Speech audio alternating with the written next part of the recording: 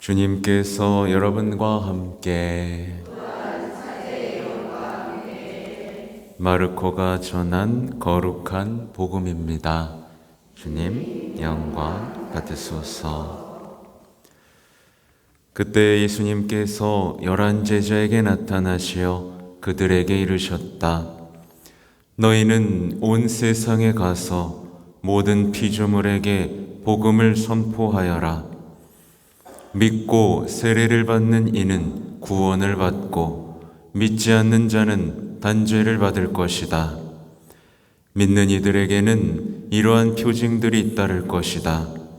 곧 내 이름으로 마귀들을 쫓아내고 새로운 언어들을 말하며 손으로 뱀을 집어들고 독을 마셔도 아무런 해도 입지 않으며 또 병자들에게 손을 얹으면 병이 나을 것이다. 주 예수님께서는 제자들에게 말씀하신 다음 승천하시어 하느님 오른쪽에 앉으셨다. 제자들은 떠나가서 곳곳에 복음을 선포하였다.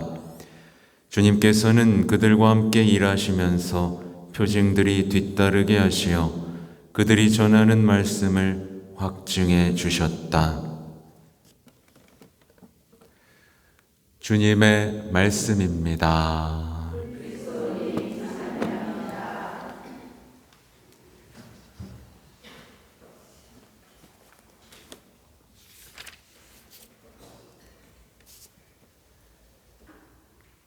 찬미 예수님.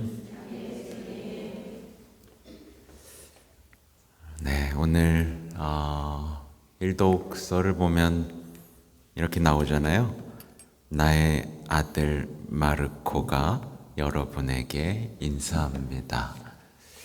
그러니까 베드로 사도와 이제 마르코 복음사가는 아주 영적으로 아버지와 아들이라고 불릴 만큼 아주 친밀했고 이제 뭐 조수였다고도 하고 자료를 찾아보면 이 베드로 사도에게 배운 어떤 신앙에 대해서 빠짐없이 적어내기 위해서 되게 불안해했다고 해요. 네, 저도 요즘 밥이 안 넘어갑니다.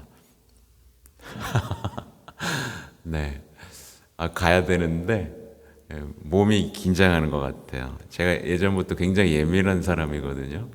예민한 사람이어서 예를 들면 뭐 운동회 있지 않습니까? 운동회 갑자기 개주 대표 나가라 그러면 화장실부터 다녀와야 되는 그런 예민한 장의 소유자인데 아무튼 그냥 제 얘기였고요. 마르코가 그렇게 불안해했다. 그 뜨거운 베드로 사도의 그 모든 가르침을 마르코 복음에 녹여내고 싶었던 거겠죠.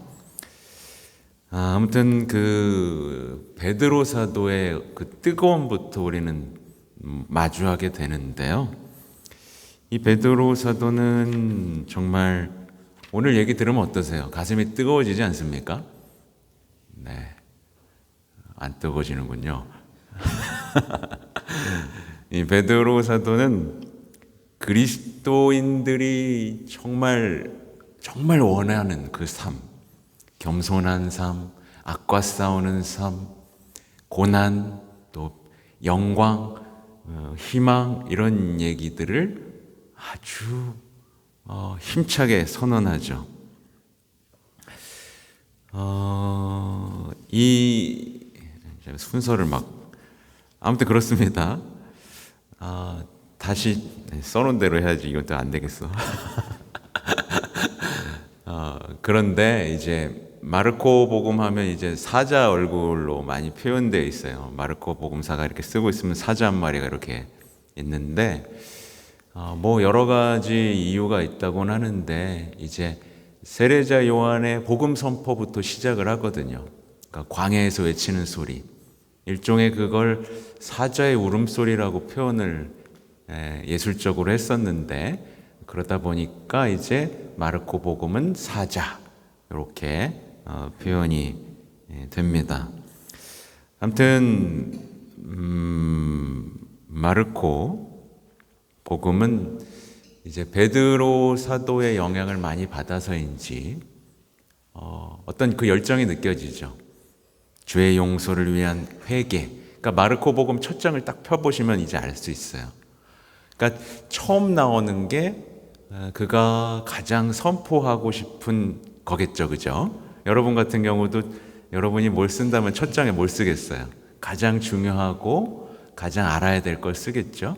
그래서 딱 펼치면 이제 세례자 요한의 선포, 죄의 용서를 위한 회개가 바로 나오고, 그 다음 이제 성령의 세례, 그 다음 사탄의 유혹이 등장합니다. 근데 이제 마침 오늘의 베드로 1서에도 어떤 그런 열정들이 드러나죠. 그래서 어떤 사람이, 저는 가끔 그래요. 그러니까 오랜만에 이제 성당에 돌아와서 신앙의 어떤 기초가 없을 때 에페소서를 좀 읽으면서 신앙을 바로잡으라고 말씀드리기도 하고, 그 다음 뭔가 뜨겁기는 열정은 있는데 어떤 신앙의 어려움을 겪고 있다면 베드로 1서를 좀 읽으라고 권고합니다. 그래서 보세요. 진짜 한마디도 빼놓을 수 없는데, 여러분은 모두 겸손의 옷을 입고 서로 대하십시오. 네, 하나님께서는 교만한 자들을 대적하시고 겸손한 이들에게는 은총을 베푸십니다. 이 비슷한 얘기가 계속 반복되는 거 아시죠? 네, 마리아의 노래에서도 나옵니다. 겸손은 너무나 당연한 거였어요. 그러므로 하나님의 강한 손 아래 자신을 낮추십시오. 때가 되면 그분께서 여러분을 높이실 것입니다. 낮추면 됩니다. 때가 되면 어떻게 하신다고요? 높이셔요. 그래서 모든 성인들의 삶을 보세요. 특히 스테파노 보십시오. 스테파노가 아까 대적하는 모습을 보세요. 자신을 높이나요? 아니죠. 아주 비참하게 죽죠. 그리고 거기서 승리하고 거기서 주님이 들어 높여 주십니다. 이게 그리스도인들이 승리하는 겸손한 삶의 방식입니다. 여러분의 모든 걱정을 그분께 내맡기십시오. 그분께서는 여러분을 돌보고 계십니다. 그리고 이 부분인데요. 정신을 차리고 깨어 있도록 하십시오. 여러분의 적대자 악마가 으르렁거리는 사자처럼 누구를 삼킬까 하고 찾아 돌아다닙니다. 악마가 이런 존재라는 거예요. 네. 순식간에 어떻게 돼요? 네, 먹힙니다. 이게 성물도 끝기도에 나오는 독서인데, 악마는 이런 존재예요. 여러분의 믿음을 굳건히 하여 악마에게 대항하십시오. 여러분도 알다시피 온 세상에 퍼져 있는 여러분의 형제들도 같은 고난을 당하고 있습니다. 고난은 너무나 당연했다는 걸 드러내고요. 여러분이 잠시 고난을 겪고 나면 모든 은총에 하느님께서 곧 그리스도 예수님 안에서 당신의 영원한 영광에 참여하도록 여러분을 불러주신 그분께서 몸소 여러분을 온전하게 하시고 굳세게 하시며 든든하게 하시고 굳건히 세워주실 것입니다. 그분의 권능은 영원합니다. 아멘. 네. 너무 멋지죠, 여러분? 그죠? 저도 이렇게 복음을 선포할 수 있으면 좋겠습니다. 그러니까 제가 이걸 다시 한번 읽어드린 이유는 뭐냐면, 이게 너무나 당연한 이야기라는 거예요. 그리스도인들에게는 너무나 당연한 격려, 그죠? 네, 복음 선포가 바로 이거예요. 그래서 보면 오늘날 많은 그리스도인들이 어때요?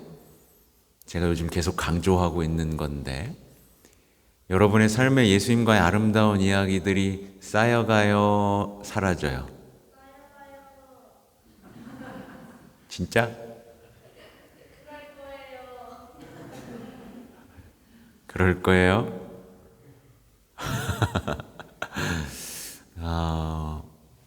이게 보면 너무나 당연한 얘기들.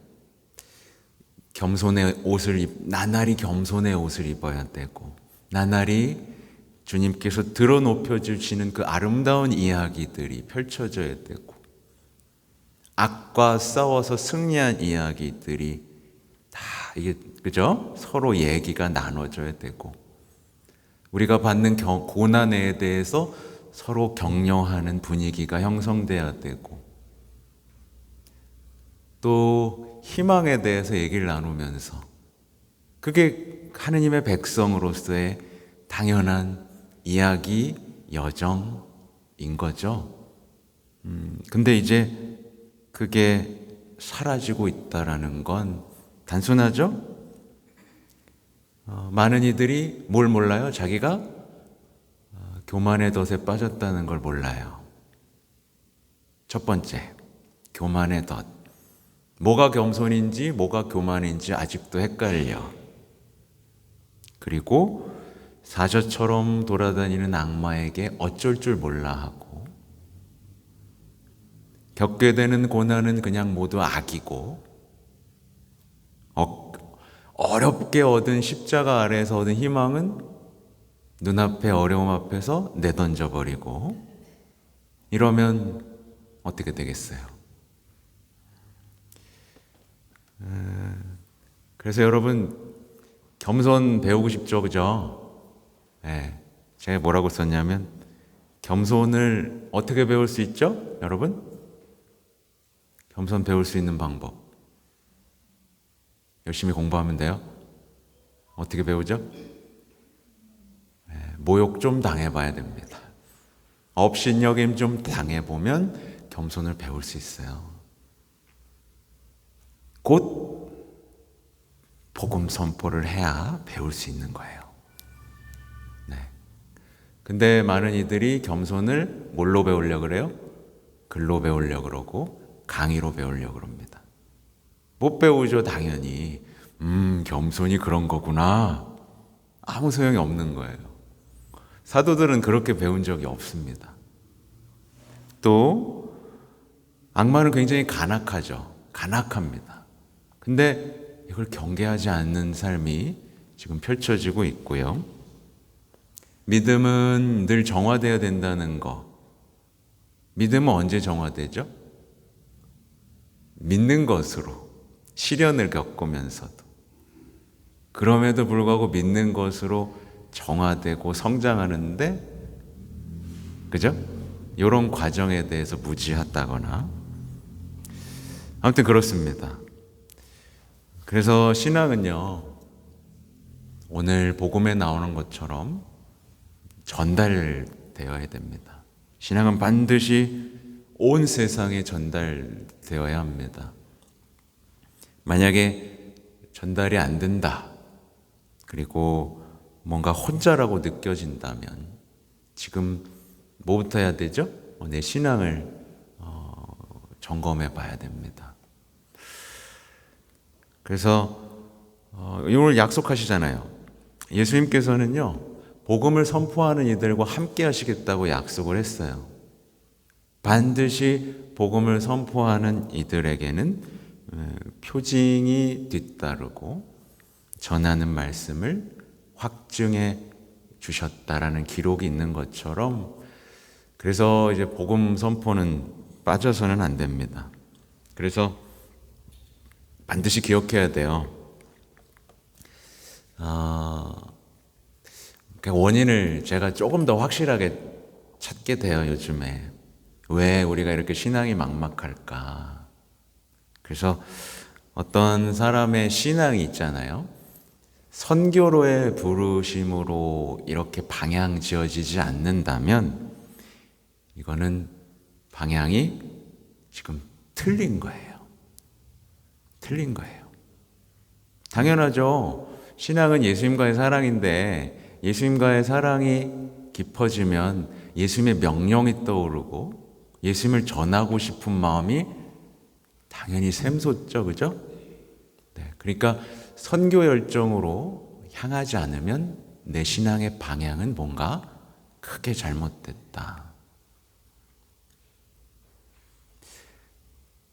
그래서 내 삶에서 예수님에 대한 이야기, 예수님과의 만난 아름다운 이야기, 또 복음 선포가 사라지고 이 자리에 지금 대체된 게 뭐죠? 다 개인적인 행복 얘기예요. 난 기도했는데 건강이 나아지지도 않고 뭐 이런 그냥 그 자기중심성이죠. 이렇게 선포되어 내어 나아가야 되고 교회의 백성으로서의 삶이 시작되어야 되는데 그냥 내 개인적인 행복, 문제없는 삶 이거에만 이야기하고 있다면 우리의 삶은, 우리의 신앙은 아주 크게 잘못되어 가고 있는 겁니다. 근데 이제 제가 여러분에게 요즘에 계속하고 있는 강론은 바로 이런 자기중심성의 신앙, 이기적인 신앙, 여기에서 구해내드리고 싶은 거예요. 그게 아니다. 근데 세상에는 지금 덫이 너무 많습니다. 신부님들조차 사도들이 전한 복음이 아닌 자기의 말, 자기의 생각, 떠도는 인문학, 그죠? 이런 걸 얘기하는 분들이 종종 있어요.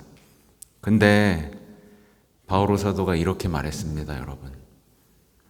우리는 물론이고 하늘에서 온 천사라도 우리가 여러분에게 전한 것과 다른 복음을 전한다면 저주를 받아 마땅합니다. 갈라디아서 1장 8절의 내용이에요. 여러분이 누군가의 이야기를 들을 때 그가 사도들이 전한 복음을 말하는지 분명히 보셔야 돼요. 사도들이 전한 복음, 사도들의 믿음을 전하는 것이 아니라 자신의 복음, 자신이 체험한 복음, 또 사라져버릴 지식, 이런 것들을 복음이라고 칭하면서 열심히 뭔가를 하고 있고 여러분을 끌어들이고 있다면 여러분은 분별할 수 있어야 돼요. 그 정도는 돼야 이 시대의 믿음의 신앙인으로 살아갈 수 있습니다. 그래서 여러분이 반드시 해야 될 건 과연 우리의 사도행전이나 바오로 사도 서간, 그죠? 베드로 서간 뭐 이런 것들을 보면서 과연 사도들이 어떤 믿음을 전했는가예요. 이거예요. 네. 아무튼 속지 마십시오. 제가 요즘에 계속 말씀드립니다. 속지 마십시오. 사도들이 전한 복음과 다른 복음을 전하는 이들은 저주받을 자들입니다. 그리고 그들은 혼자 저주받지 않습니다. 네, 그러니까 사제는요 말하죠. 혼자 지옥 안 갑니다. 네, 수천 명을 끌고 갑니다. 경계해야 할 시대예요. 네, 분명한, 누구 탓하지 마세요. 분명한 분별력과 식별력, 복음을 통한 식별력으로 이 시대를 그리스도인으로, 믿음의 사람으로, 희망의 순례자로 살아가시기 바랍니다. 아멘.